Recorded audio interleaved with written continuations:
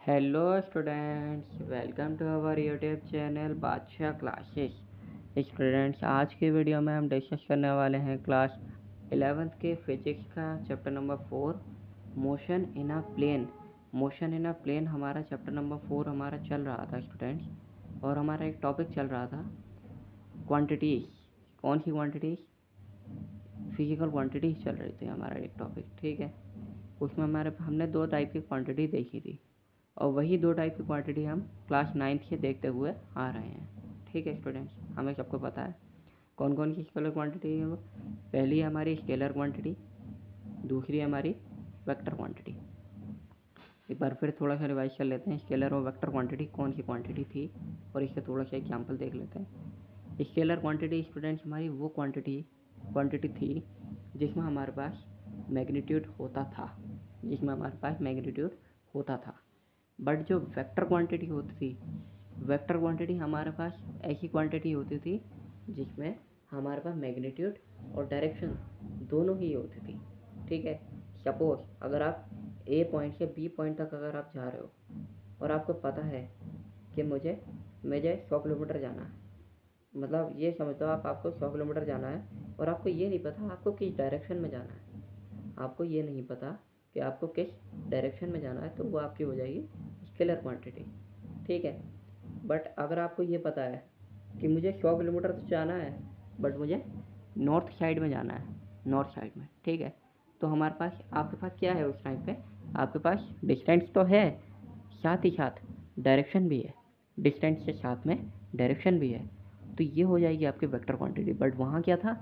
वहाँ आपके पास डिस्टेंस तो थी कि 100 किलोमीटर जाना है आपको, मगर आपको ये नहीं पता था कि मुझे जाना कहाँ है, किस डायरेक्शन में जाना है, क्या डेस्टिनेशन क्या है आपकी, ये आपको नहीं पता था। तो वो थी आपकी scalar quantity. But vector quantity में क्या होता है? वेक्टर क्वांटिटी में मैग्नीट्यूड और डायरेक्शन दोनों आपको गिवन होते हैं, तो ये होती है हमारी वेक्टर क्वांटिटी, ठीक है। और वेक्टर क्वांटिटी हमने ये भी देख ली थी कि वेक्टर क्वांटिटी हमारी वो भी होती है जो ट्राइंगल लॉ ऑफ एडिशन को वो भी करती है, और पैरेललोग्राम लॉ ऑफ एडिशन को वो भी करती है, ठीक है। तो अब हम थोड़ा सा आगे देख लेते हैं। सो of vector is specified by giving its magnitude by number and its direction.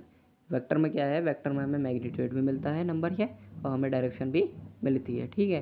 Some physical quantity that are represented by vector are displacement, velocity, acceleration and force. कुछ फिजिकल क्वांटिटी ऐसी होती हैं जो कि हमारे वेक्टर से डिनोट की जाती हैं, कुछ रिप्रेजेंट की जाती हैं। डिस्प्लेसमेंट हो गई, वेलोसिटी हो गई, ये सब एग्जांपल हैं। एक्सीलरेशन हो गया, फोर्स हो गया, ये सब क्या होती हैं? हमारी फिजिकल क्वांटिटीज होती हैं, ठीक है students. To represent a vector, we use a bold face type in this book. The velocity vector can be represented by a symbol v. यहाँ पे क्या किया गया है? यहाँ पे वेलोसिटी वेक्टर को v से, सिंबल v से, स्मॉल v दे रखा है यहाँ पे, इससे इसे रिप्रेजेंट किया गया है। Since bold face is difficult to produce when written by hand, a vector is often represented by an arrow placed over a letter say v vector, ठीक है। अगर वेक्टर की बात करेंगे हम, तो v वेक्टर के ऊपर v लगा होगा, ठीक है। Thus both v and v vector represent there velocity vector. तो ये जो v होता है, डार्क v, और v वेक्टर, ये दोनों हमारा वेलोसिटी वेक्टर को रिप्रेजेंट करता है, ठीक है।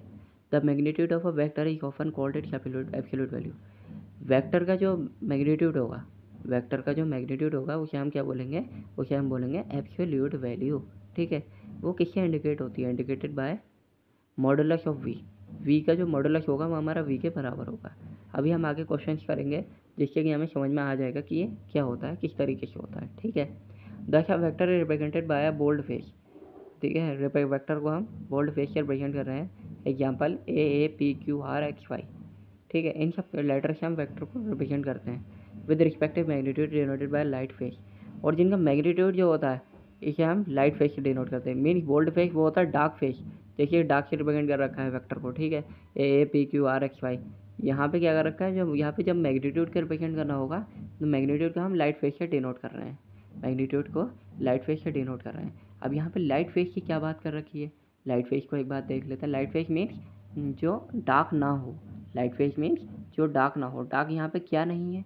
यहाँ पे क्या डार्क नहीं है? यहाँ पे एक कैपिटल ए दे रखा है, स्मॉल ए दे रखा है, P, small Q, small R, comma dash X Y, ये सब हमारे कैसे लेटर्स हैं? ये सब हमारे स्मॉल लेटर्स है। अब स्टूडेंट बात स्मॉल लेटर्स की, सिर्फ ऐसा नहीं है कि सिर्फ यहाँ पे यही लेटर्स आएंगे, ज़रूरी नहीं है, यहाँ पे कुछ और भी आ सकते हैं, जैसे डब्ल्यू आ गया, टी आ गया, ठीक है। और भी जितने भी अल्फ़ाबेटिकल हमारे ऑर्डर्स हैं, मीन्स अल्फ़ाबेटिकल हमारे अल्फ़ाबेट्स हैं, ठीक है, वो हमें कहीं भी गिवन हो सकते हैं। किसी भी क्वेश्चन में अगर आपसे पूछा जाए कि मैग्नीट्यूड निकालो, तो आपको जो वेक्टर्स दिए गए होंगे, तो क्या पता आपको उसमें दिए गए हो, तो आपको उसमें निकालने के लिए कुछ और अल्फ़ाबेट्स भी आ सकते हैं। ज़रूरी नहीं है कि वेक्टर के लिए यही अल्फ़ाबेट्स आएंगे, A P Q R X Y, और A P Q R X Y हमारे लाइट वाला मैग्नीट्यूड के लिए आएगा, ऐसा नहीं है, किसी के लिए भी कुछ भी आ सकता है। ठीक है students, okay, thank you students, channel को सब्सक्राइब करो, वीडियो को लाइक करो।